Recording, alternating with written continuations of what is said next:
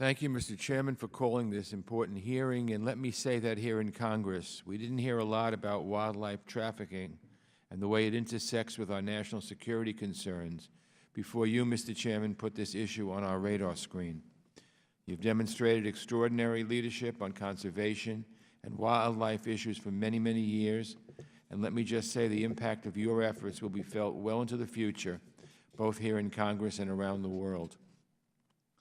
To our witnesses, welcome to the Foreign Affairs Committee. In particular, I'd like to thank Dr. Bennett from the Wildlife Conservation Society in my backyard for being here today.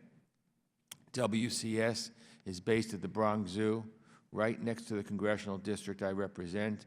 Used to be in my congressional district, but, you know, with reapportionment, took it out, but not because I wanted it to be taken out, but I've really enjoyed working with many of your colleagues over the years. It's just extraordinary work that you do, and your organization does. And particularly, I want to single out John Calvelli, who used to be my staff director here for many years in Washington.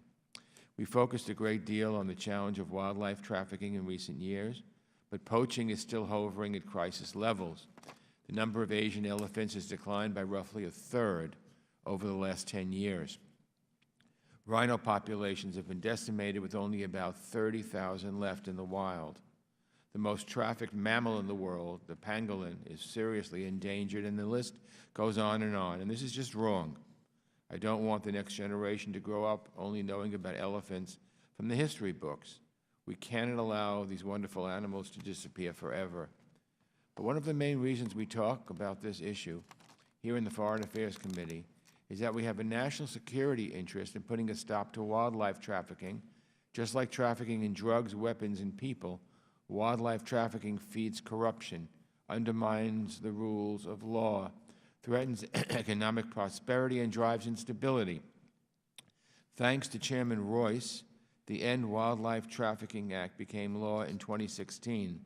And today the administration is coming up with a strategy to ramp up cooperation with the 26 countries that are major sources, transit points, or consumers of wildlife trafficking, what we call focus countries.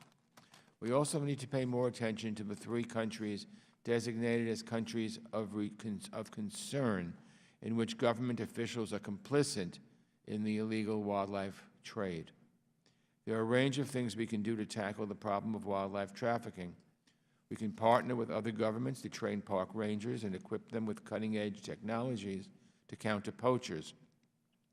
We can help identify and take down the international criminal networks responsible for so much of the illicit wildlife trade, and we can support efforts to reduce the demand for wildlife products. I look forward to hearing from our witnesses on their important work in these and other areas. One final point when it comes to conservation, the elephant in the room, so to speak, is climate change. All our efforts to protect habitats and species will mean nothing if we don't protect the environment upon which all these animals and all of us depend. Literally, every country in the world except the United States is now party to the Paris Climate Accord aimed at curbing climate change. We cannot speak credibly on the issue of wildlife trafficking if we continue to isolate ourselves from the rest of the world when it comes to climate change. So again, I thank you, Mr. Chairman. I thank you for your work through the years on this important issue, and I yield back. Thank you, Mr. Engel. This morning, I'm pleased